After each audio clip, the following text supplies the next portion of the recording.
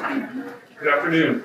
Thanks for coming. I'd like to briefly introduce our panelists before I turn over the mic to them. And then we're going to hear from each of them in turn. And there will be a time at the end of the presentations for question and answer. So I encourage everybody to be thinking of questions that they have for our panelists. And we look forward to that time at the end of the presentation. Erin Lee, these introductions will go in order from left to right. Erin Lee, a mother of 3, and she has a personal story involving her 12-year-old daughter, who was a victim of transgender grooming in public schools, which she's spoken very publicly about. She's gotten loud since then, and is the founder of Stop Gender Ideology and the executive director of Protect Kids Colorado. Lori Gimelshteyn, also a mother and wife. Lori is a co-founder and executive director of Colorado Parent Advocacy Network, and she works to foster a culture in Colorado of parental rights, educational freedom, and academic excellence. Chase Davis is the lead pastor of ministry at the Well Church in Boulder. He holds degrees from Denver Seminary and is a PhD candidate at the Free University of Amsterdam, studying historical theology, and you should ask him about Puritans. Next, the next 3 on our panel, Jonathan Radcliffe is a politics major, a junior, right, Jonathan? A junior politics major here at CCU, a business minor. And he is also the incoming student body president of CCU for next year. Liz Engel, sitting next to Jonathan, is a senior at CCU, a double major in politics and philosophy, and she is graduating this spring. Parker Ford is another politics major, a senior, also graduating this spring, and all 3 of these students have experience working down at the Capitol in legislation with our state leaders. So I want to hand it over to Erin Lee and Great, thank you, David. Well, it was just a few months ago, Senator Lundberg and I were here across the hall showing our film art club about my family story, so I encourage everyone to watch that. As you heard, I'm the executive director of Protect Kids Colorado, and I'm also a mom who has experienced the nightmare that this bill and many others that have been passed before it bring as a threat to the families of Colorado.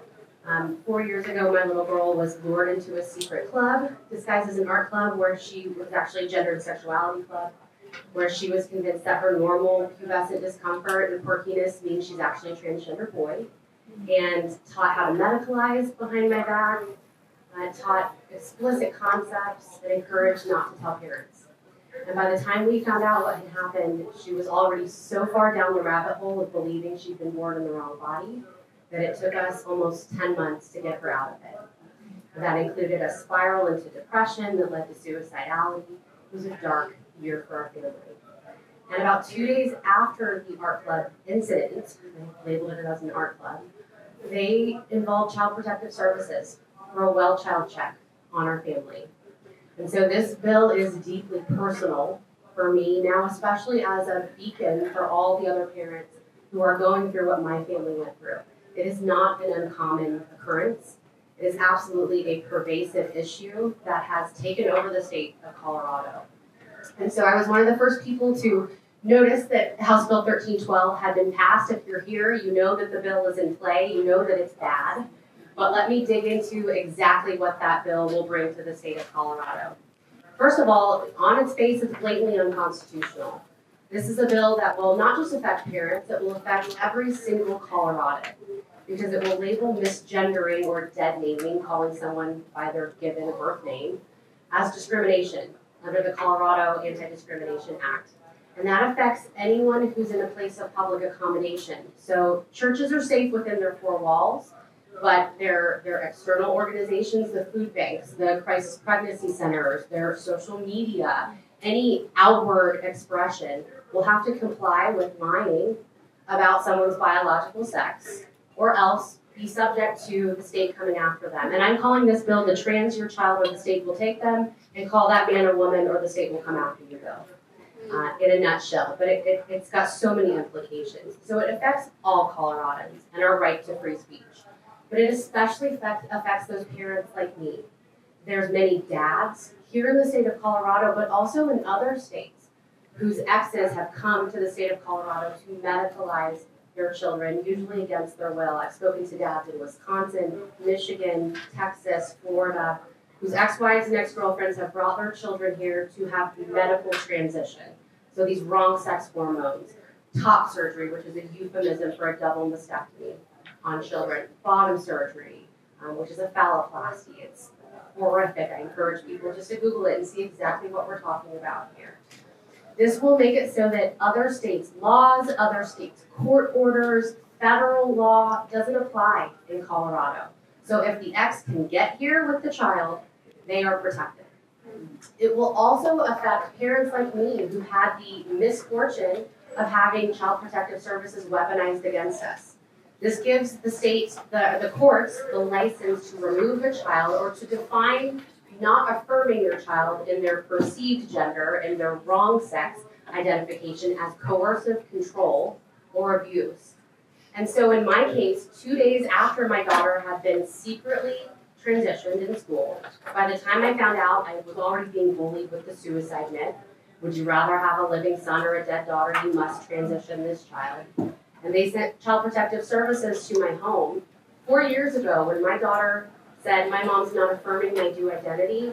I would have lost my child.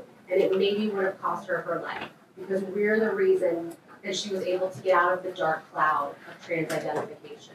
And I cannot stress enough that I've talked to thousands of families across the country who are dealing with this. Trans identification does not make children happier. It is a dark cloud of confusion and depression and lies. No child is born in the wrong body, and it is impossible to change your sex.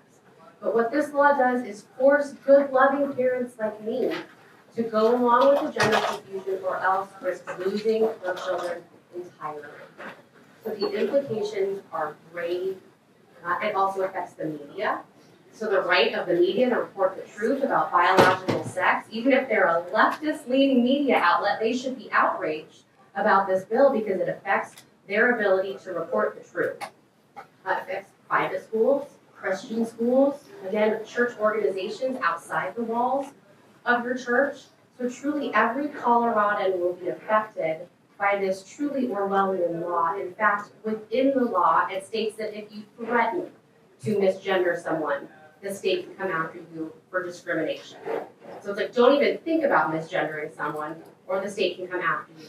Truly Orwellian. So that's an outline of what this bill does. I mean, I encourage people to read it. It is going through, here's where we're at with the bill. It was pushed through the House in a rush. So we knew they were going to file this bill for a year. We knew that this trans bill of rights was coming. And then they snuck it in the dead of the night. They filed it on a Friday night. They presented it on the floor on a Monday, coincidentally, Transgender Day of Visibility, March 31st. And then they had it in committee the next day. So we had about 24 hours notice to turn out testimony against this bill. But here's the encouraging news. In 24 hours, we turned out more opposers of this bill than they turned out supporters. So Colorado is awake. The country is awake. We're paying attention. This law is unifying people like I've never seen happen before. And I had a meeting with some pastors yesterday to just educate them about all the bad bills that have been passed since 2019. Just quick synopsis, they lowered the age of healthcare consent to 12. They made it illegal for a licensed counselor to do anything but affirm a gender-confused child. So even a Christian counselor must affirm the child's gender confusion or risk a fine and losing their license to practice. They passed an extreme comprehensive sex ed bill that is now teaching this gender ideology to 10-year-olds. They included lesbian, gay, bisexual, transgender, and queer in the first grade social studies standards, and the state even put out lessons for 6-year-olds that talked about the importance of sex work and Jared Polis's sexuality. So they have been passed a bill that mandates mental health screening for all 6th through 12th graders and refers them to the state's mental health program, which is all very concerning. counselors. They've just been passing these bills back to back. We're a trans sanctuary state. Senate Bill 23-188 established that. But then this year, Senate Bill 25-129, which was passed in the night, like this bad bill 1312 was, they were passed in conjunction, doubles down on that trans sanctuary bill. It makes it so that doctors in the state of Colorado cannot be held accountable. Not by the federal government, not by a medical board, not by any other state's laws or lawsuits that come from these detransitioners whose bodies are being mutilated. They have no course of action here in the state of Colorado. So 1312 is building upon horrible existing laws. I'm so glad it has woken the people up because they've been passing these laws under our nose for 6 years, probably more, Senator. And it's about time that especially the church and the Christians are paying attention to what's happening because my family is evidence that families and children are being harmed already. And I know Lori will get into the specifics of that. But here's what we expect with this bill. The good news about our opposition is that if we had not have shown up in mass the way that we did, this bill would already be on the governor's desk. It would have passed last week. And so the pressure that we're applying is working. In fact, we're hearing that their own side is trying to kill the bill, that these major LGBT organizations don't like the heat that's been brought, that the juice is not worth the squeeze, and they're working within their own party to kill this bill. So a month ago, I would have said not possible. It'll just pass. No one's going to pay attention. It'll pass like all the other bills did. But our opposition is working. The pressure is working. And they are terrified of presenting this bill and the blowback that it will cause. So pay attention. I know the pastor came into the rally that we're going to have on Thursday, but they'll give us about 24 hours notice for this bill when it will go to Senate committee. So I'm watching the floor every single day to try to catch when it gets presented. And then it's going to be all hands on deck to show up at the Capitol on Zoom to make our voice heard. There should be thousands of us there at the Capitol and on the call to give 2 to 3 minute testimony to fight back against this bill because I cannot stress enough again that it affects all of us.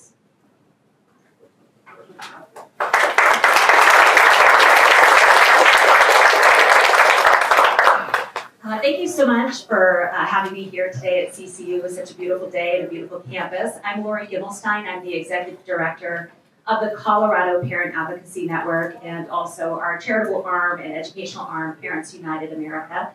And I'm also grateful to serve on the board with Protect Kids Colorado. And this is the most egregious bill that we've seen come across the desk in probably since 2019, probably longer, Senator Lundberg. But this is a fundamental attack. It's unconstitutional, it's un-American, and it's weaponizing a system against the very people that have a sacred right and duty to direct the upbringing, care, and education of their children. We know this violates the First Amendment, the 14th Amendment, and it's just egregious that a bill like this can even be presented by people that swore an oath to the Constitution. To believe that there's no accountability for that is just incredibly alarming. And at the Colorado Parent Advocacy Network, you guys can check us out at coloradoparents.org. I will let you know that we are currently running a grassroots petition opposing 1312. And it is available right on the homepage. When you go to coloradoparents.org, there's a red button that says sign the petition to oppose House Bill 25-1312. Put your name on that. It's a great petition. Our intent is to print off every single signature and deliver it to Governor Polis. Right now, we are over 25,000 signatures since last Friday, which is phenomenal for no money being spent and people just engaging. It's a wonderful opportunity also to engage your neighbors. So I encourage you to share the link with your neighbors. And we're working with another organization called Heritage Action. How many of you are familiar with the Heritage Foundation? I'm sure most of you are. They are working incredibly hard with all of our state level organizations to bring accountability and transparency to this legislation. And they've actually put together a really easy form where you can email every single senator. And as of last week, I know that they had sent out over 100,000 emails to all the senators, and that's making them crazy. So I love that. And so just go ahead, it takes 30 seconds to sign the petition and email all of our senators here in the state of Colorado, so coloradoparents.org. Now, one of the things that we do at the Colorado Parent Advocacy Network is we have an incident reporting tool. helping parents advocate for the right supports for their children is what our purpose is. And we do a lot of different things. I currently have 57 insert reports sitting on my desk, and they range from everything around discipline practices, suspension practices, restorative justice, plummeting academics, to DEI, equity issues in the classroom, and controversial school lessons, and of course, gender ideology. And I will tell you that we actually have to treat our incident reports like an emergency room, if you will. We have to triage what's happening. And currently, we actually have 4 families that we're working with that have lost their child. So this bill is not even a law, and this practice is happening here in the state of Colorado. We recently worked with the Daily Wire to expose a situation down in Durango, Colorado, where a mom, Cindy Stein's daughter, was actively coerced by her math teacher to believe that she was transgender.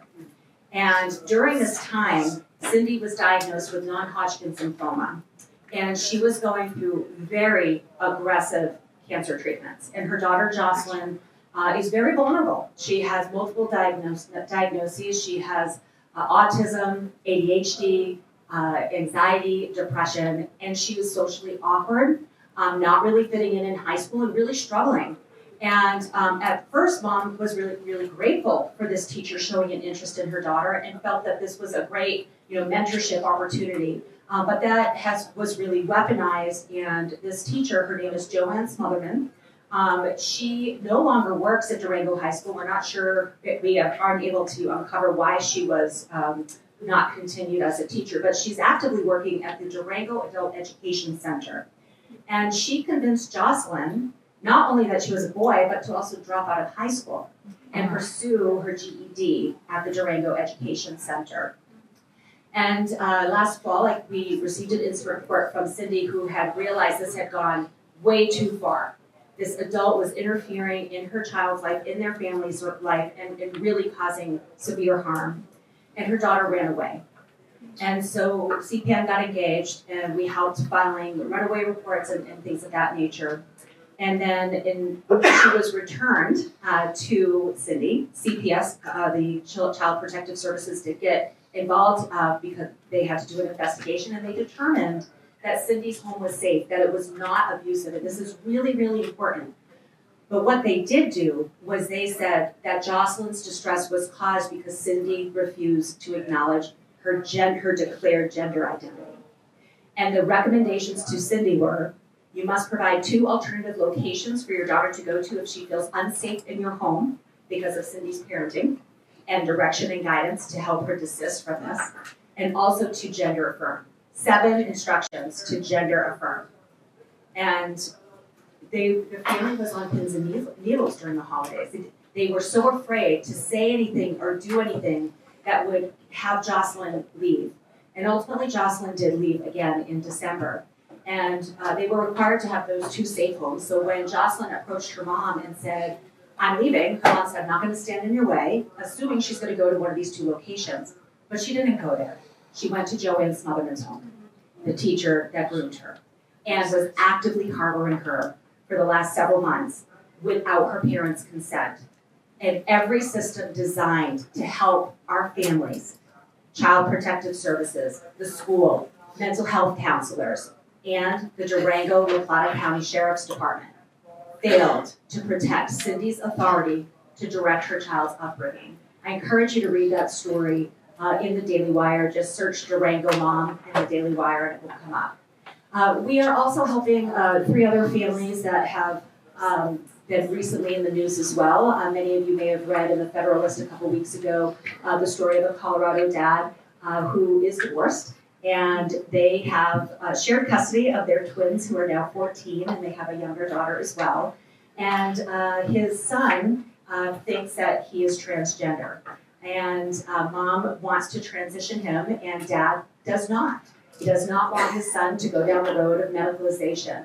And unfortunately, he lost in the courts, and the courts gagged him, and he has a court order banning him from talking to his son about the harms of gender-affirming treatments and interventions.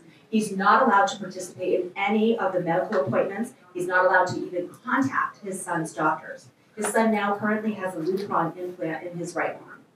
And the system is weaponizing good parenting. I think that that's what we have to understand. Parenting should not be criminalized. Loving, caring parents that are simply saying we need to wait are being punished already in practice. And this law will secure that. 1312, if it goes into law and is signed by Governor Polis, this will impact every single one of us in this room, as Erin has shared so well in description of what this law will do. So we also are working with another dad that you may recently have seen actually this week on social media named Dustin Gonzalez. And his ex-wife is encouraging their 12-year-old daughter to transition to be a boy. And dad is adamantly opposed to this. And on Friday, he lost custody of his child.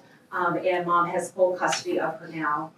He will be on the Ryan Chulin show tomorrow, which is conservative radio. 6:30, is it 6:30? 6:30, K-House. So I listened to Ryan's story this week. It also was just published in the Federalist this morning under a pseudonym. So this is happening. I mean, for somebody to say, well, is this really going to have any impact? I can guarantee you it already is happening. This is going to put what's currently being practiced across the state of Colorado in all of our public schools into law, codifying it, undermining our constitutional rights to free speech, and for a parent's authority to direct the upbringing, care, and education of their children. And I do also want to highlight all the bills that Erin was talking about over the last several years that have kind of been this build up to this bill. It's horrible. People need to engage in the public square. We all need to really get engaged and be active in the public square. You know, I am guilty of not being engaged in the public square until 2020. We were active duty military, moving from one base to another, and our vote never counted because they were counted last. And I just thought I'm going to leave it to the politicians because why would I want to be engaged in that? Because we were indoctrinated to believe that that's not a good space to be. But our founding fathers wanted us to be actively engaged citizens.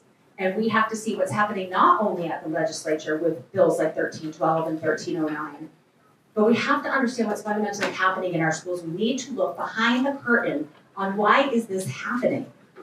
And I will tell you that there is an organization that is behind this movement, and it's called the Teachers Union, okay? The Teachers Union, the Colorado Education Association, takes in $39 million a year in teachers' dues. So this is money on teachers' backs that are being used to indoctrinate our children. You can not only not trust the public school arena, but you need to be on alert in any private or charter school as well. We have activists going in and substituting. I had pulled my daughter out of public school, and she was in a really great classical charter, and she had a substitute come in to her English class and spend an entire hour teaching the students about racism against non-binary people. You can never let your guard down. Do not have blind trust in this system. But there are curriculums, like Erin was talking about, where we had a bill 1092 that basically put minorities, including LGBTQ, into a minority protected class status and required schools to teach on it. And so our kids, beginning in first grade, as Erin has shared, are learning LGBTQ plus concepts. You know, for example, Governor Polis, he's our governor. These are the things that he does. But what makes him special? Oh, it's that he's gay. And then you can imagine the conversation in the classroom, well, what is gay? And then we are now going on this theme of discussing sexuality in a first grade classroom, which is not developmentally appropriate. We also have in 2020 a fundamental transformation in social emotional learning. How many are aware of SEL or social emotional learning in the classrooms? So this came in originally under the guise of anti-bullying and kindness and using words like empathy. We want to make sure people are empathetic and understanding, but what they've done is they've taken all of these tenets of social emotional learning and they have transformed them and they have tied them with ideology, intersectionality, identity. And so what it does is it creates this agency in an individual to act upon this victim status, this oppressor-oppressed model. And back in the day before 2020, when this transformed, our kids maybe had social emotional learning once a week, but in all public schools across the state, definitely once a week, most often every day, they are having classes, oftentimes under the guise of homeroom or advisory periods where they're being given surveys that ask things like, many kids feel like they don't identify with the sex they were born at birth. This is called transgender. Are you transgender? And asking leading questions and planting seeds of doubt and concern into our youth's developing minds. So it's a very involved process. We need to look behind the curtain. The teachers union is funneling money into candidates that are going in and writing this legislation. Okay, so we need to make sure we understand what their intent is in representing us. I will tell you that it is all the Democrats that are aligned with this, but I will also tell you that just like every other agency that has been hijacked, the Democrats have been hijacked.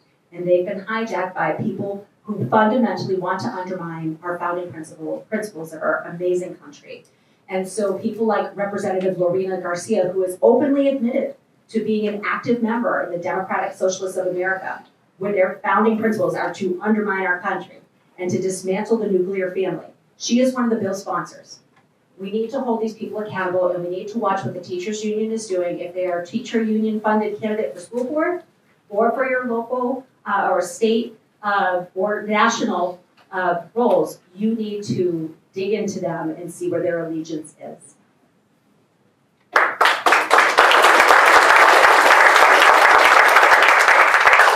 Thank you for that.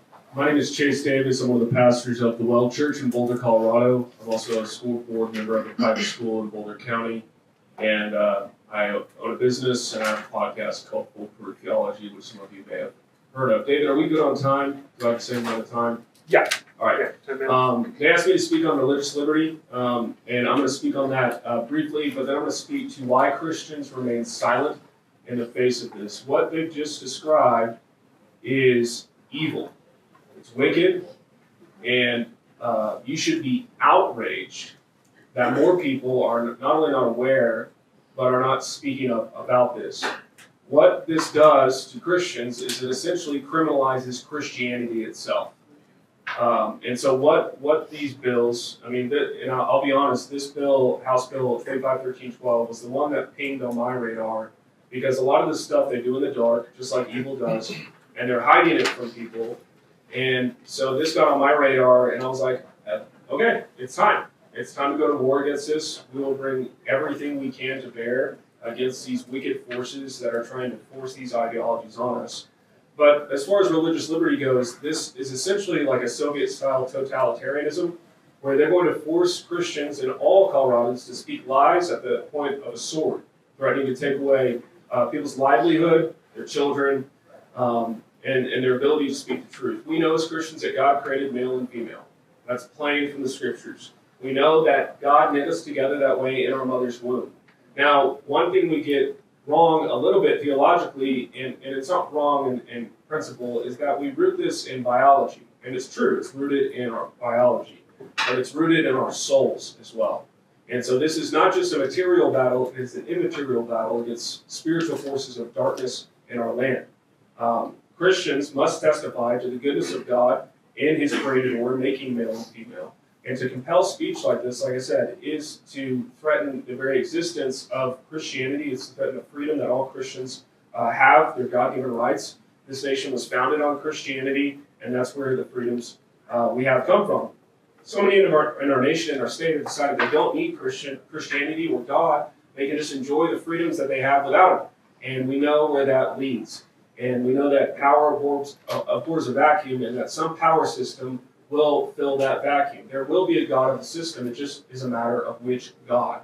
And right now, we have a demonic ideology running rampant in our schools and in our state, and it's time to stop it.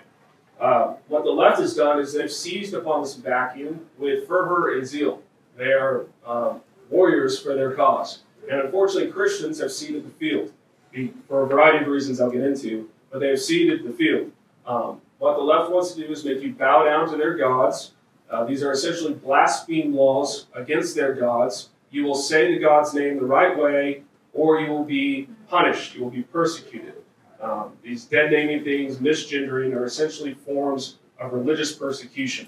And they want to enforce this upon everyone. And so we must oppose this bill as Christians because it is wicked, it mocks God and His creation, and it threatens Christians everywhere. and it's an attempt to turn the created order upside down. We believe that parents should raise their children in the nurture and admonition of the Lord. We believe that God creates male and female, and the churches should speak up on this. And they haven't been. They haven't been for a while now, and it's a shame. But this is what these bills do. So I want to talk a bit about why Christians remain silent. I know one of the things that we all believe in here is that we want to honor Christ. We want to honor Christ above all else in our lives. And this is good, and this is right. And this is not just true for pastors in the pulpit, but it's true for every Christian wherever they are. And part of honoring Christ in all of life is to obey him in all of life, to walk in righteousness and obedience to him in all of life.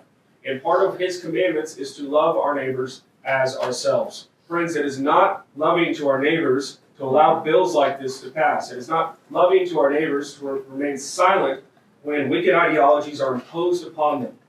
We must speak up. We cannot claim to love our neighbors as ourselves if we will not speak about blatant wickedness in our land. We cannot say we as pastors and Christians honor Christ if we do not use whatever means we have at our disposal to oppose wickedness. In Acts 5:29, Peter famously declared, we must obey God rather than men. And so I would encourage Christians, no matter what the outcome of this bill is, this should be a wake-up call that you will resolve to obey God rather than men. And so what has happened is me and some other pastors, some of my stories, back in 2020, I was really caught off guard by a lot of the stuff going on. I was a younger pastor. I was trying to trust older, wiser pastors who I perceived to be wiser. And I saw kind of the neo-Marxist language running rampant, cities being burned down. And I was looking for trusted voices, and I didn't find a lot. In fact, some institutions I was affiliated with really just bought into the lies that the left was feeding them. And so I thought to myself, surely I'm not alone. Either I'm crazy or I'm just feeling alone. And I decided to find other pastors in the state that saw things from a biblical perspective. And so we started a small group of pastors at Cohort a few years ago. And when this bill, House Bill 2513-12 came on, we were like, okay, let's fight it. Let's go. And so we decided to use whatever platform God had entrusted to us, our pulpits, social media, whatever, to get after it. One of our pastors in the cohort, Pastor Chris Goebel, turned his personal website. It was funny, we actually got onto a business website. It was like pastorchrisgoebel.godaddy.com. It was so lame. You're like, dude, you gotta buy something else. This is lame. But overnight, he transformed his personal website into a fight against this bill. And so now the website is called fight1312.com. He has updates every day. He has all the interviews we're doing on different podcasts, speaking to this matter. And we issued a letter. We issued a letter signed by 16 of us saying, where are the other Christians? Where are you? We're gonna rally you all together. We're gonna bring you all together. We're gonna call you out and say, where are you? Are you gonna speak on this or not? Because we have major Christian organizations in this state. We have major big churches in our state who refuse to speak on these matters. They refuse to. I don't want to read into their motives as to why. I know pastors are under a lot of pressure. But they refuse to speak. And to me, this is a line in the same moment where if these pastors refuse to speak on this and these laws go into effect, that pastor is just signaling that he is unwilling to protect his flock. He is unwilling to guard those under his care. And we will not be pastors like that. The good news is there's a lot more pastors like us than I thought. There's a lot of good Christians and a lot of good churches in our state. And so on Thursday, we're rallying at the Capitol. We're going to pray at 1 p.m. And we're going to prayer walk around the Capitol. And we're going to have a press conference at 2:30. And it'll be a great time of unity for any Christians or pastors in the state of Colorado to come join us to decry these awful bills, to speak plainly about God's word, and declare the gospel. This is a holy week in our Christian religion, and so we're declaring holy war on demonic ideologies in our land. And we're unashamed to do that. We're going to oppose this to its face. And so, I'm really thankful that CCU is hosting this panel. It's a big deal. A lot of Christian organizations will not speak, and we believe it is our duty before the Lord to speak. What this will do is it will lead to cultural impact. The left has really no qualms about impacting our culture. They want to transform culture with their neo-Marxist communistic ideas. Christians, for some reason, are squeamish about it. We also want to impact culture. I think it's part of what happens here at CCU, is we want to impact culture. And so when we unite around things like this, it leads to greater impact. And the thing that prevents us from having an impact in our culture is remaining silent. So the question is, why do Christians remain silent? Why? I think there's a few reasons. One is many Christians are under the false idea that if they speak publicly on this, it will somehow harm their witness. It will harm their witness to the lost. Nothing could be further from the truth. This is essential to Christian teaching. We should teach on matters of sexuality plainly from the scriptures. It does not harm our witness. The other one is they don't want to offend. So many Christians are playing nice with demonic ideologies when they shouldn't. We shouldn't. And we shouldn't be unnecessarily cruel or needlessly offensive, but know that the truth of God offends. That's what it does. It kills and makes alive. And so we should speak plainly. And then finally, I think Christians are afraid because if they're afraid it will cost them something if they speak publicly. And so my message to all Christians who are afraid that it will cost them something if it speaks publicly is that it has already cost you something to be born again in Jesus Christ. You have forsaken your life and you live in Jesus Christ. You have nothing to gain out there in the world. You have everything to gain in Jesus Christ if you will stand for him publicly. You have forsaken your life. It belongs to Jesus Christ, and he's the King of Kings and Lord of Lords. And this Sunday we're going to celebrate in all of our churches the resurrection of Jesus Christ out of the grave, that he rules and reigns today. We should be bold and courageous. The time for trying to make peace with demonic ideologies is done.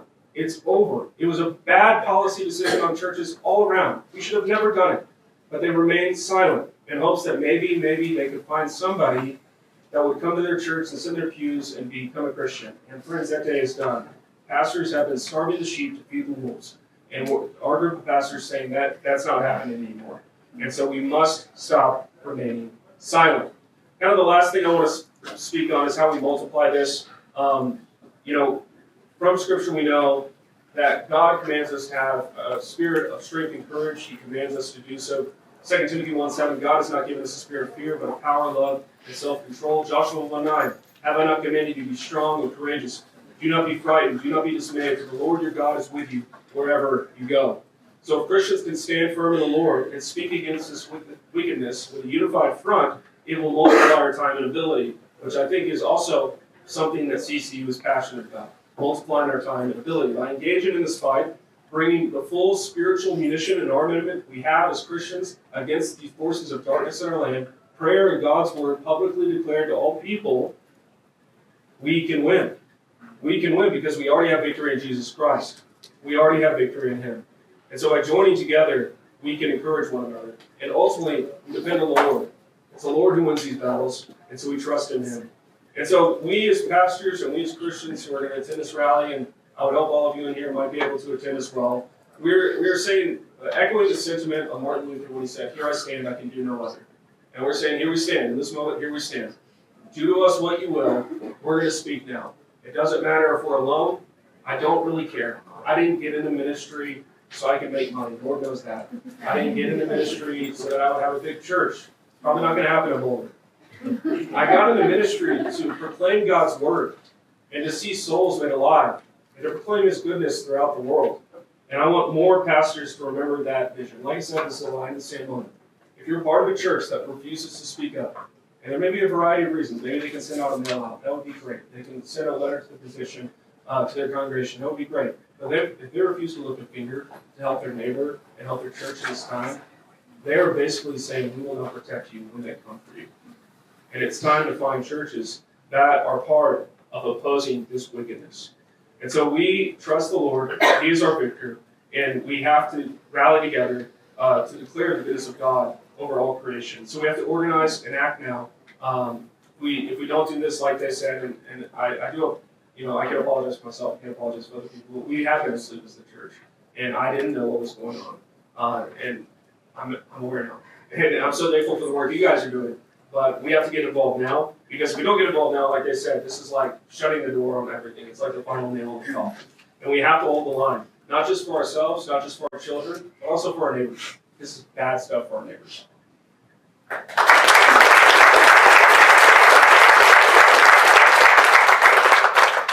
Well, I just want to say it's so awesome to see how many people are here. I don't know if the camera can really pick it up, but this room is filled to the brim. So thank you so much for everybody here, CCU students, I see you, and everyone who is not a student here, welcome to Colorado Christian University. My name is Jonathan Radcliffe, and I am the incoming student body president here at CCU. I also intern at the state capitol, as was previously mentioned. I work with House Minority Leader, Representative Ryan Armagost. And our caucus has been working really hard to make the voices of Coloradans heard at the state capitol. There is a dark cloud, however, that kind of looms over the Gold Dome. A lot of really bad bills coming out this legislative session, and this is certainly the worst. The government does not get to choose what gender ideology is acceptable in the home. And as was previously mentioned as well, this is a threat to our religious liberty and liberties of every single Coloradan in this state. And I'll talk a little bit about what we're up against and what we've seen at the state capitol.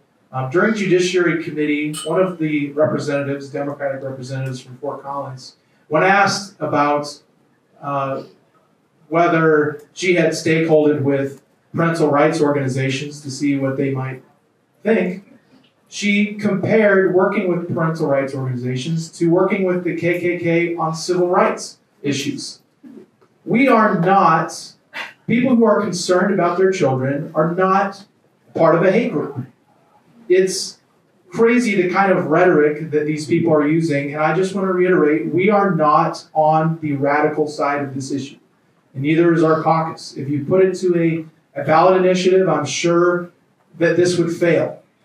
And so that kind of leads me to my main point that I want to reiterate for our students here, is that not all hope is lost. What we need to do as CCU students and Coloradans is to get engaged with state politics.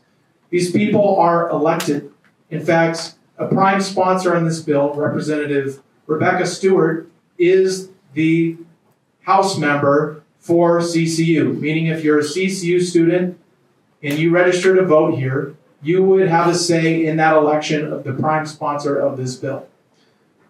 That being said, we need to engage our fellow students in Colorado state politics. We are not just citizens of CCU, we're citizens of Lakewood and Colorado. And so I think to be loving to our neighbors and to steward our responsibilities as American citizens well, we need to be politically active. And so one of the goals of my incoming term next year as student body president will to do just that. And so again, thank you so much for being here, and I look forward to talking to you into the future.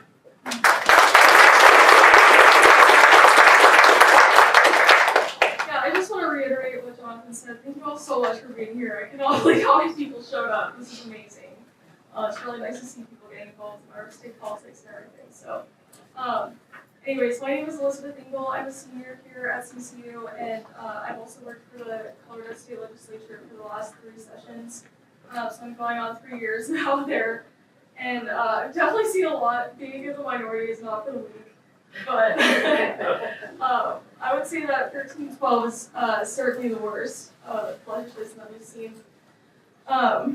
I'm being told to put the microphone closer to my face. Thank you, Dr. Wood.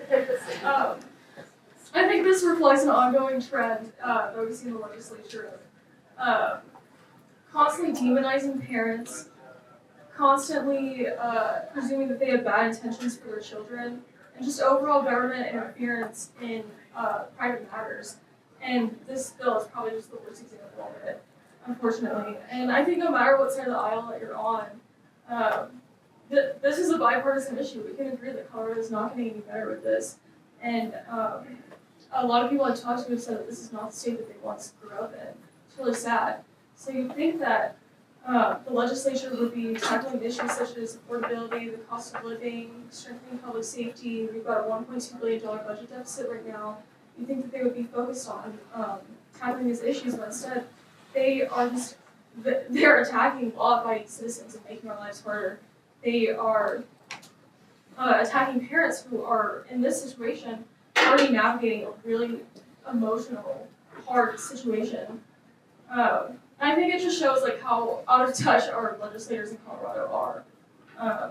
They're not focused on the needs and wants of their constituencies, and instead they just want to prioritize accommodating to the gender dysphoria of children over keeping families together, allowing businesses to succeed with fewer penalties, schools to thrive. And if we think that this is the tip of the iceberg, if we think this is the worst legislation that they've brought, I mean, it is the worst legislation that they brought, but it's not going to get any better. They are going to keep expanding this, and if we don't do anything about it, it will go far beyond just custody cases.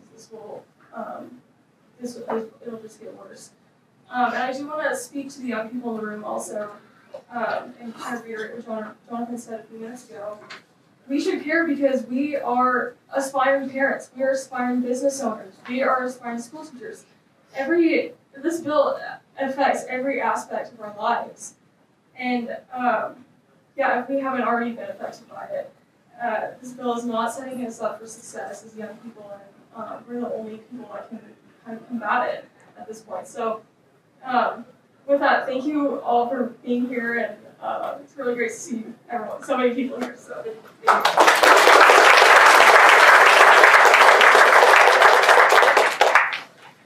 Hello everybody, my name is Park Ford, and like Liz said, I've worked at the Colorado State Capitol for 2 years now with the minority party.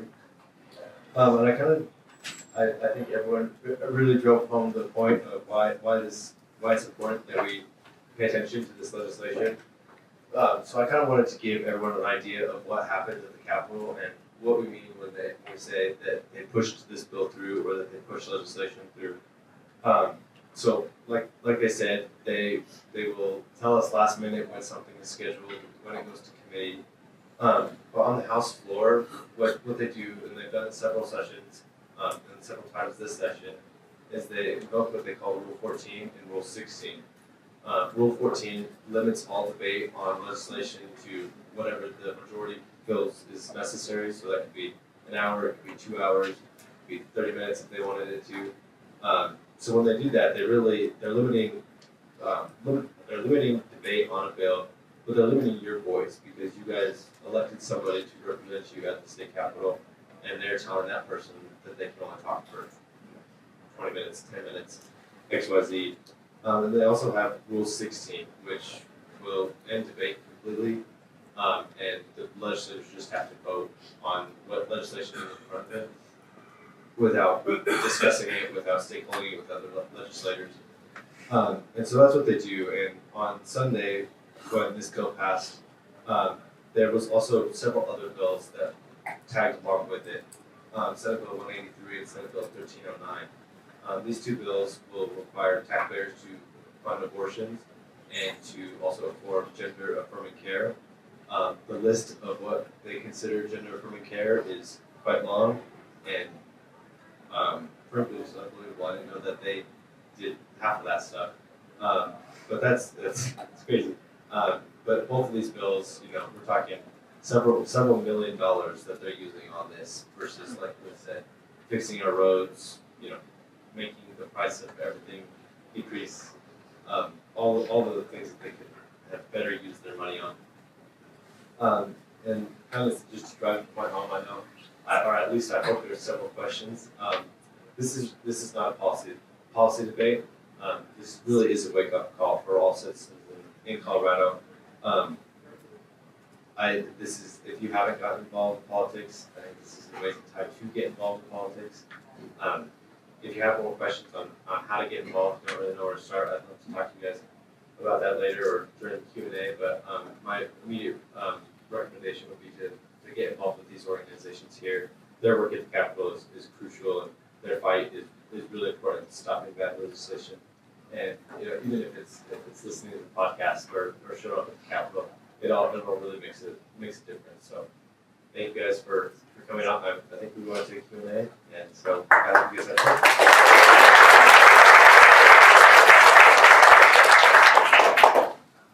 All right, thank you everybody for your presentations. We'll move to Q&A now, and we have, I think it's safe to say, we have at least 20 minutes, so we can be in here.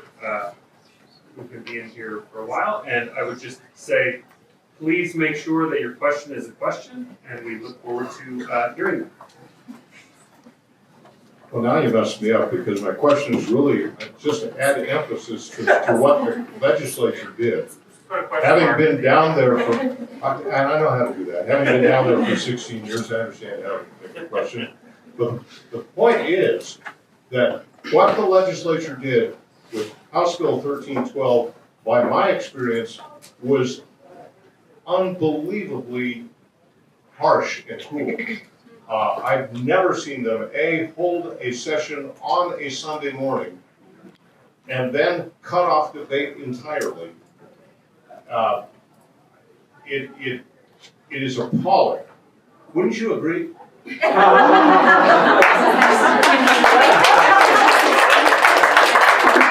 I do agree, but I just something that Chase brought up a really good point. And when everything happened with my family, I was a weak, non-confrontational, not a strong Christian, lefty-leaning person, and I was terrified to go public. And for about a year, I was like, please God, not me, use someone else. I don't want to do this. And he gave me an Esther mantle. And I realized like that's my favorite verse. If I perish, I perish. And guess what? I went out on the ledge. It's not as bad as you think it's going to be. Yes, I lost some family and friends. I lost my job. I lost my privacy. But I have gained so much more through my advocacy work, so much more support. I've gained stronger faith, better schools for my kids, a stronger family. And I just want to encourage what he said, that Christians, we don't have to be afraid to go out in the public square. In some people's opinion, I may have lost everything, but I gained so much more, and we have so much to lose if we don't use our voice. I'm the most unlikely person, but he's using all of us. He called us here for such a time as this, to step out into the square and be bold.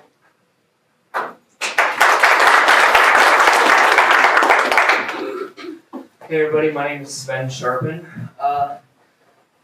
I had some questions, but it's really how can I become a panelist on a future event? Because again, people don't really know this. Some people do, but a lot don't. More than half the kids being transitioned and being groomed are on the autistic spectrum. And as an autistic person myself, I think this is an attack on me and my peers. These are the people I can relate to the most.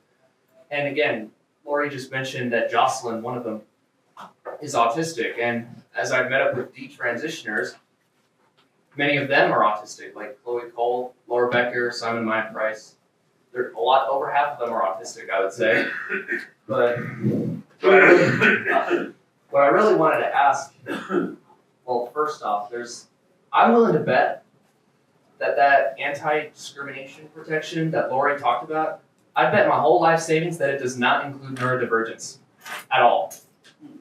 And the real question I wanted to ask alongside how I can be a panelist, I already asked that before, but I just want to say again, my community needs a movement of its own, a leader, a role model, a voice. And I want to give all of that. I basically want to do what Chloe Cole, Charlie Kirk, and even President Donald Trump himself do for autistic youth, because we deserve to have loving lives, loving families, loving close friends, careers based on special interest, and overall lives that are just akin to wherever we live. But again, let me just get back to the question, because this is a Q&A. I wanted to ask, was the other kid, that boy who was transitioned, was he autistic? No. No? No. Yeah, but it's obviously not limited to autistic youth. But yeah, I'm just saying again that I would like to become a panelist. I was told I could just email you guys, but I really need to host events at universities across the country, and perhaps even the world, and high schools, and we need a voice. We absolutely need a voice, and every autistic person needs to have a normal life. We deserve the rights that God gave us. It's increasingly feeling like it's my calling.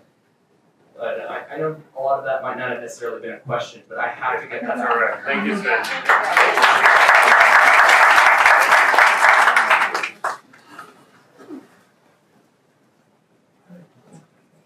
My name is Violet Randall, and I'm a student here as well.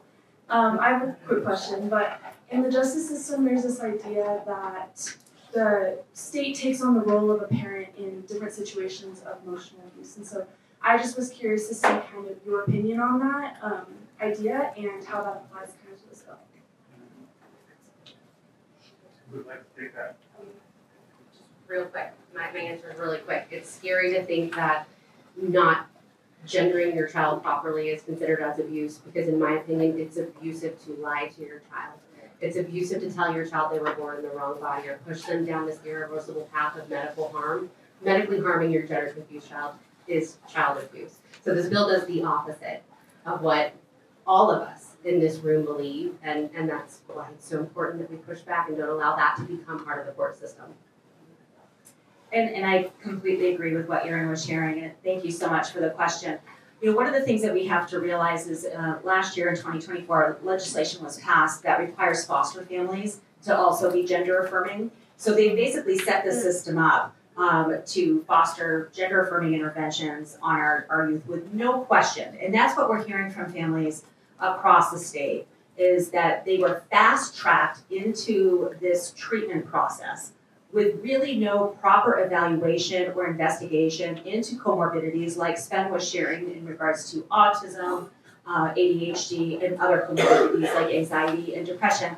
And probably for me, one of the most egregious things that are left out of these evaluations, and children are getting put onto puberty blockers and cross-sex hormones and socially transitioning within 1 or 2 visits, is the influence of social media and the influence of the social pressures and the influence of the curriculum in the schools. That is being completely left off. So we have children with zero history of gender confusion in their youth, indicating that they are transgender in middle school in droves. We're seeing this increase, especially in girls in friend groups, okay? 4 years ago, my daughter was 11 at the time, and she came home and she shared with us, this was, again, back in 2021, if you guys remember that really fun time. And they were going back to school in small cohorts a couple times a week. And she came home and shared with us that her friend Stella was now going to be River. And River was going to use he, his, him pronouns and use the boys' room. And quite honestly, at that time, I genuinely believed that I just missed an email. And I made a comment to our daughter, and I said, well, that's really progressive of River's parents to ask the school to do a workshop, not having any understanding of this ideology and the stakeholder that it would have in our country. And she said, oh no, Mommy, River goes home every day as a girl. His parents have no idea. And through the investigations and really uncovering that schools across the state are using these practices to hide gender transitions. And then last year, what this bill is seeking to do is codify practice. This practice has been happening for a very long time in our country. And it was codified into law last year with House Bill 24-1039, non-legal name changes, which makes it legal for schools to hide your child's declaration of a change in gender and name from you, the parent. And that's what happened to Dustin, the dad, that I was talking about earlier. But just to kind of bring it back, the most egregious lie that is out there and the most egregious argument that the left is using to defend this is that your child will become suicidal. That is completely unfounded. It is a talking point that is unfounded, and studies actually over in Europe have really proven just the opposite. Suicidality increases with transition.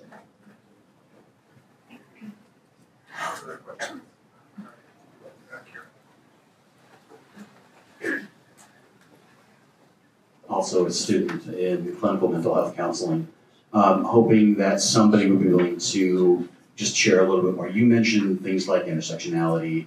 I don't know if you use pedagogy of the oppressed, things like that, critical theory. What other resources and what other things should parents be looking out for and maybe be looking into? Are there resources that the Centennial Institute might be able to provide for parents? What resources are there for folks to be able to start digging into this in a way that's practical and a way they can understand? Good. I think we're going to take a couple of questions and then I'll go back to the panel. So there are a couple of other hands. Hi, I'm confused as to whether this bill has actually passed. And I guess what I'm struggling with, listening to all these other bills that you're referring to, because I have worked in public schools, actually still do.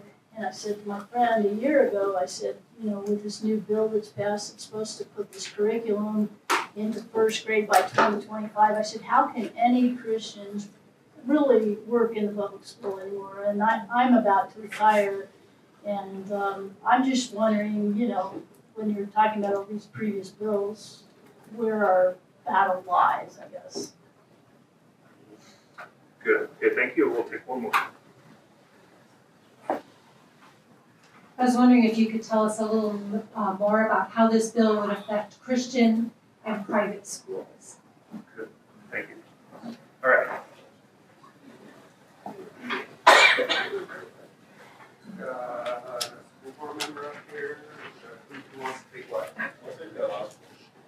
last one? All right.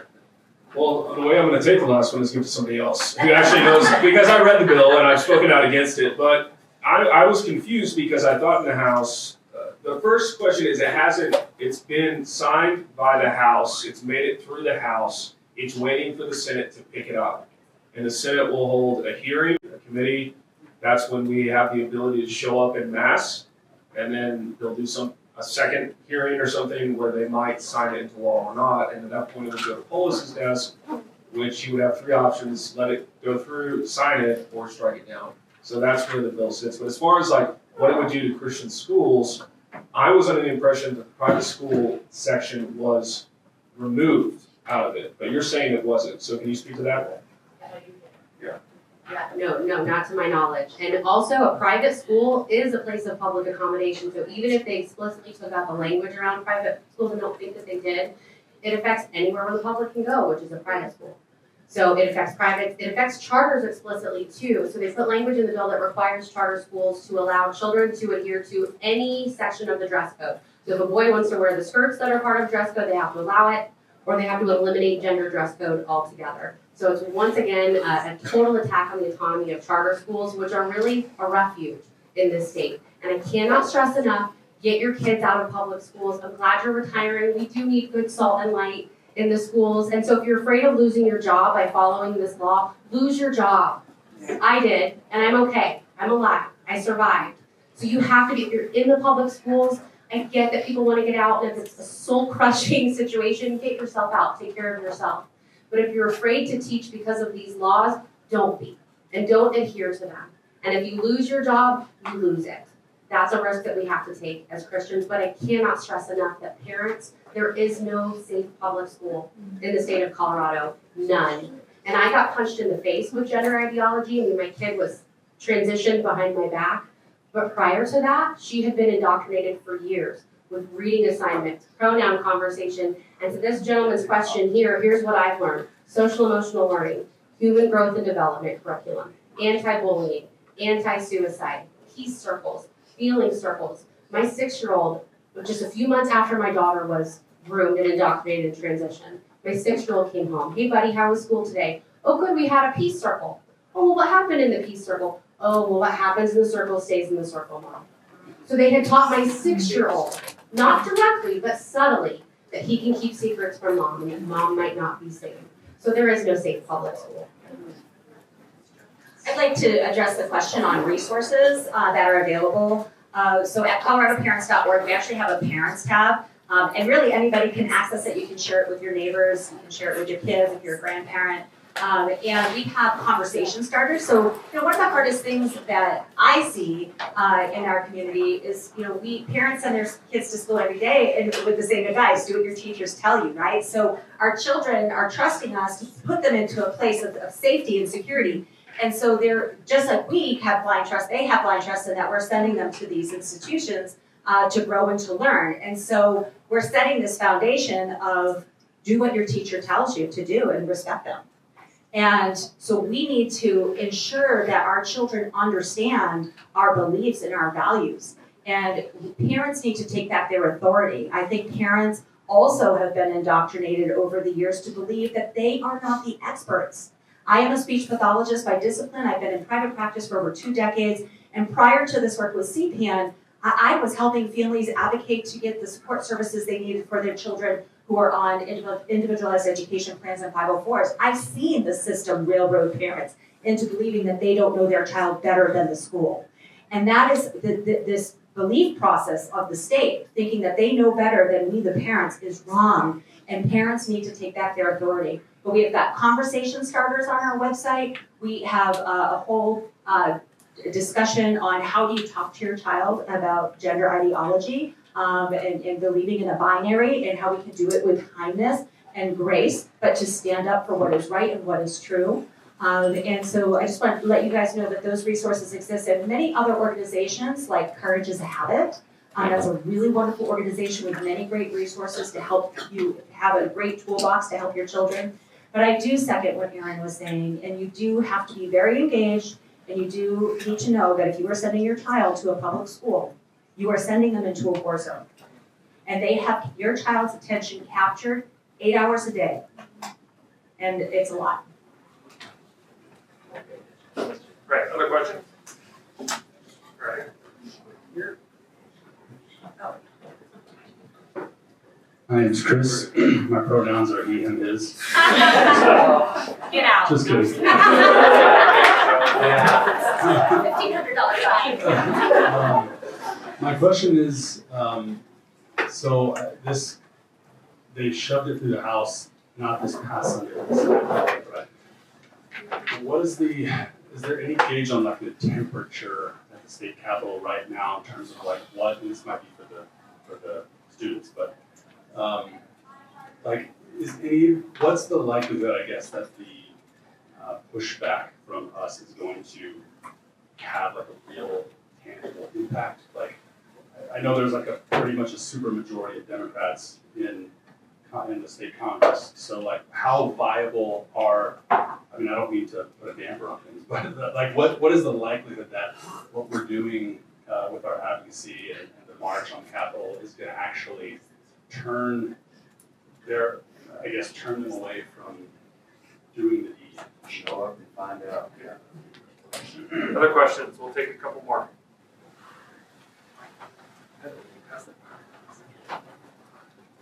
Hi, my name's Caitlin. I have a 9-month-old baby girl at home. And just recently in Illinois, my friends and family were fighting against a bill that was encroaching on rights for homeschooling families. And so I was just curious if you have any encouragements or advice for parents who are just like in a space of constantly feeling like the government is trying to encroach on our rights.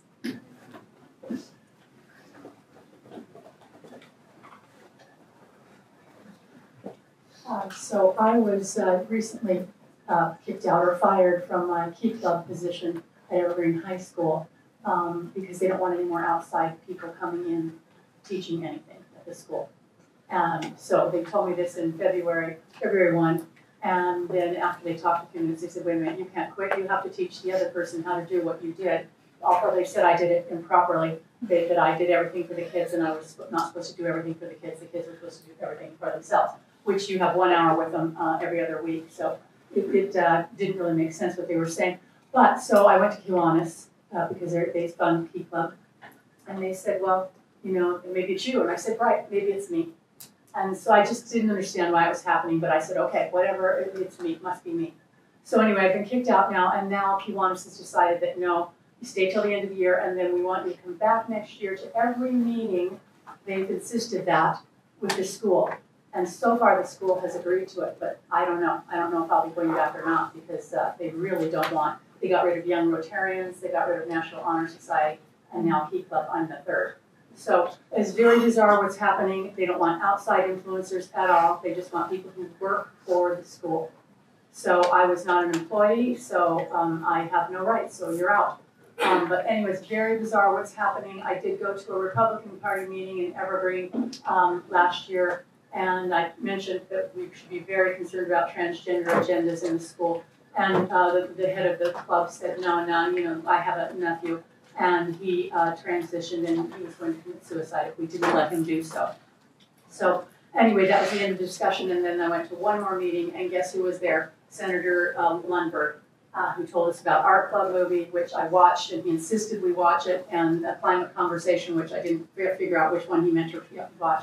But anyway, that kind of got me rolling with what's happening in the schools. But most of my friends, they're all too busy. We're dealing with grandchildren, burying our parents, burying our brothers and sisters. So we really have not had time to be as involved as we should be. And most of them tell me they don't know what I'm talking about. So it's really sad how this has been very undermined, and it's been in the schools for years. Most of us just we're too busy working and taking care of family. We did not know this was happening. So thank you. Thank you. If somebody has a brief question, we'll have one more.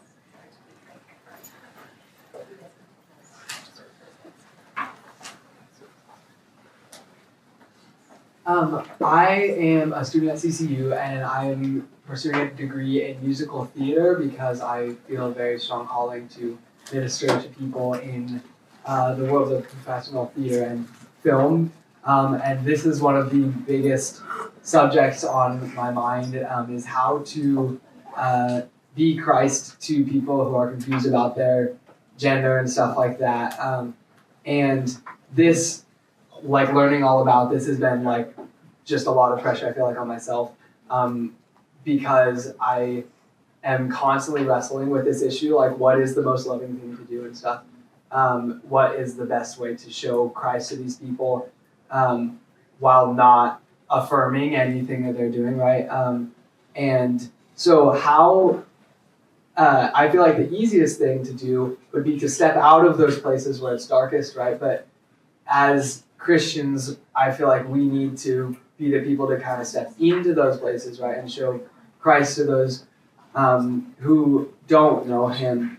And so what are your suggestions biblically on how to approach this, how to approach just kind of the whole subject and stand strong while not making stupid, rash decisions, you know? Great question, thank you. All right, I'm gonna bring it back up. So we've got engaging with the culture, we've got the viability of the legislation, and we've got homeschool positions. I'll answer the first question. I should do a class in like 5 minutes. I would say that the pressure is definitely on for this bill. I am kind of surprised that they haven't introduced it in the Senate. I think it was Erin that mentioned it earlier. This easily could have been on Jared Polis's desk already, but they haven't introduced it in the Senate. And the days of session are running out. We only have 22 days left, and tons of bills left to be introduced. So I'm more hopeful about this bill. Of course, the majority can do whatever they want, but with this bill making so much news, like it's all over Fox, I've been seeing like the past few weeks, like I would definitely say that the pressure is on from the Democrats, and also one of the bill sponsors has been going on social media saying that she's getting all this pressure to kill her bill from other LGBT groups, just to kill the bill. So I think that there's more going on behind the scenes than we think, and so I'm hopeful.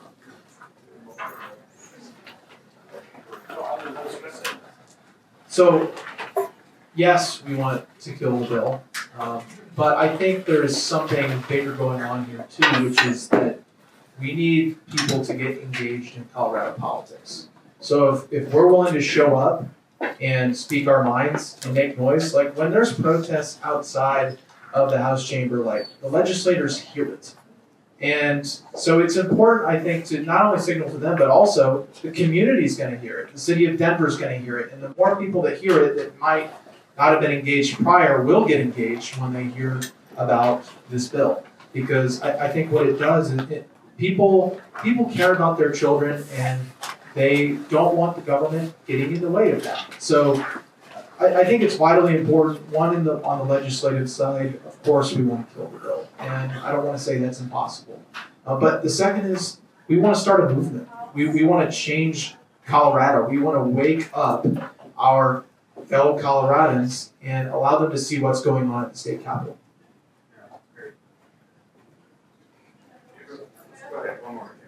I will say too, when we are debating controversial bills on the floor, one of the points that our side will make is that the people of Colorado do not want this bill. But the opposition will come up and say, well, you didn't have that many people in committee, so the people of Colorado do want this. So they do use that against us, and just your presence really, really does make a difference. So. I'll speak to the question in the back about how to be a Christ-like witness in a dark place. I think you have to make a prudential decision. I think it's been really encouraged, and I don't think it's wrong for Christians at all to go into dark places. I think they should. I think missions is important. I wouldn't have planted a church in Boulder, Colorado if I didn't believe that. Okay. But I think you have to be prudent about it. And many Christians are encouraged to kind of throw caution to the wind, and we can just do that. And it's kind of the same idea that some Christians unfortunately advocate, that they want to send their children into public school to be salt and light. A foolish idea, but it's the same kind of MO, right? And so you will have to take stock of your own capabilities to enter into that space and be confident in who you are in Christ. And if you're the right guy for that, to enter into that, then it's gonna take kind of like being able to laugh things off. I remember, Tim Tebow.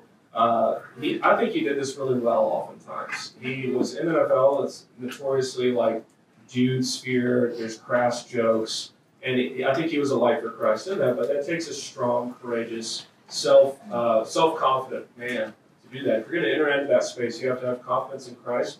I would also recommend a resource by a pastor and author, Joe Whitney, called The Sin of Empathy. And I would recommend that to all Christians to read because it really helps them kind of uncover how evangelism has been co-opted by empathy and how we often don't speak in the name of seeking to appear caring and not offend when we should. And so that could be a helpful resource. He gets into practical examples of how you might enter into that space. So if you're going to do it, you just have to be willing to suffer the consequences. Like you may apply, get accepted, and 6 months later you're out because you're like, I'm not going to say those pronouns. So if you can do that, go for it. Have fun, but be confident in Christ. I wanted to address you. Congratulations, first and foremost, on your beautiful daughter. That's wonderful. Homeschooling is an incredible opportunity. And again, I think that's another area that our country and our culture has been indoctrinated on, that it's, those weird kids. And even my children, my youngest is now in private Christian school, and my oldest is actually graduating from public school. But homeschooling is an incredible opportunity, and you can do it. And there's a wonderful organization here in Colorado called Christian Home Educators of Colorado, CHEC, CHEC.org. They have wonderful resources and a wonderful community. So I would encourage you to absolutely consider homeschooling. And then for the gentleman that was just kind of talking about, like, is there even any hope of this happening? One thing that I would love to say is that I am so hopeful. I started on this journey back in 2020. And it was a really dark time back then. I mean, I know you guys all can remember how awful it was. We were speaking in whispers 6 feet apart with masks on. I mean, it was a very difficult time in our country. And I have seen our culture shift fundamentally. And back in 2023, I was doing the same thing on House Bill 23-1003, which would allow the state to assess the mental health of our children and then connect them to the state-run I Matter program, which is not therapists that we think, like psychologists and psychiatrists. These are just specialists that go through a 6-week training, talking to our children, having influence over our children, and let there be no mistake, there are activists in every arena. But the culture is shifting. 2 years ago, I tried to host an event on safeguarding children from gender-affirming treatment, and I could not even get a hotel to let me rent the space to hold it. Last year, we held the first part of our Rocky Mountain Summit on safeguarding children from gender-affirming treatment at the Inverness Hotel, which, by the way, big kudos to for allowing free speech. And we just hosted our second part on April 6th. And more people are in the room. When I first went to the Capitol for the very first time, other than for a field trip back in 2023, there was maybe 19, 20 of us at the Capitol giving testimony. Now hundreds of people are engaging. They're going to rallies, they're going to meetings, they're talking with their neighbor. And that's what this is about. Do not give up if 1312 passes. That's not the end. It's just the beginning. We have an opportunity in 2026 as citizens, first and foremost, to Protect Kids Colorado's initiatives across the finish line. We are bringing 3 ballot initiatives. One, to Colorado's children are not for sale. So if you buy or sell a child in the state of Colorado for sexual exploitation, you will go to prison for life with no chance of parole. Our second ballot initiative is to protect girls' sports. This is being chaired by Jennifer Say, the founder of XXXY Athletics. We are putting out an initiative that will protect girls' sports. Biological males would not be able to compete in public education, sports, and also in private clubs and organizations. And then we also have the initiative that our dear Erin Lee, Executive Director of PKC, is chairing, which will prohibit sex change surgeries on minor children. And we need every one of you to sign up at protectkidscolorado.org. Help us to get signatures. We need 125,000 signatures, and we need your help. So the movement is here. Stay engaged and motivated. Okay, sorry, just to piggyback, we're here talking about laws, but what we need to do is shift culture. That's how we win this war. Showing up at the Capitol matters because you're shifting the culture, you're educating other people. Bills are downstream, politics are downstream of culture. All of our responsibility as Christians is to get out there and shift the culture. And I'll just say also, homeschooling is the safest thing you can do. And Colorado is one of the safest states for homeschooling because Senator Lundberg founded Christian Home Educators of Colorado. They provide legal defense for homeschooling families, and they're at the Capitol every single day rallying to make sure that our rights are not taken away. Thank you. We've got unfortunately students that need to get to class. Thank you so much for our panelists.